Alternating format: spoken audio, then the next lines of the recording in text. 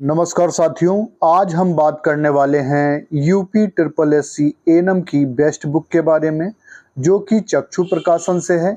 UP triple SC annum exam 2025 में निश्चित सफलता हेतु अवश्य पढ़ें। ये आपको ऑनलाइन व ऑफलाइन दोनों तरह से मिल जाएगी।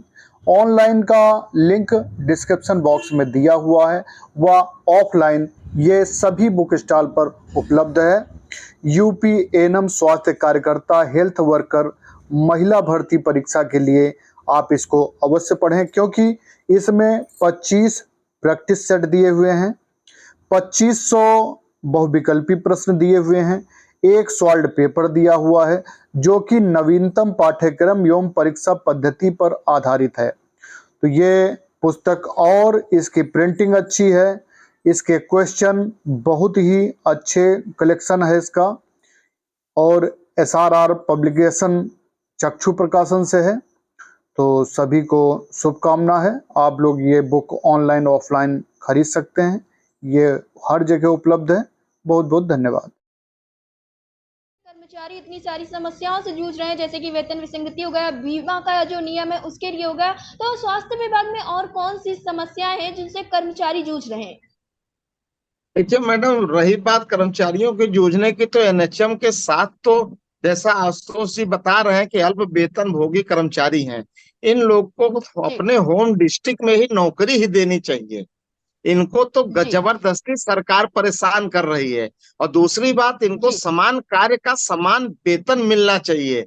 जैसे दिल्ली में जी हमारी जो ऑल इंडिया की टीम है एआईजीएनएफ, वो इसके लिए हड़ताल की जी थी, लड़ाई लड़ी थी। अब एक्चुअली यहाँ पे ये लोग का कई संगठन अलग अलग है, तो हम लोग मिल नहीं पा रहे हैं, आपस में ना मिल पाते हैं। आप लोग भी कोई जी संगठन से ऊपर राज्य कर्मचारी संयुक्त परिषद वगैरह से उनके साथ मिलके इनको एक लड़ाई लड़नी चाहिए कि जो जैसे जी हमारा इनिशियल ग्रेड पे है, उस जी इनिशियल ग्रेड पे जो हमारा वेतन बनता है, वो वेतन इनको जी उसके समकक्ष मिलना चाहिए। माननीय सुप्रीम जी कोर्ट भी कहता है कि समान कार्य का समान वेतन होना चाहिए। दूसरी बात, इनको जी इतने कम वेतन मिलते हैं, ये चिकित्सा स्वास्थ्य विभाग में काम कर रहे हैं, तो ये सबसे जी बेहतर होगा कि अपने गृह जनपद में रहें। अपने गृह जनपद में जी रहेंगे तो पास पड़ोस रिश्तेदार अपने परिवार की भी अच्छी देखभाल घर में प्लस उस जिले में कर पाएंगे।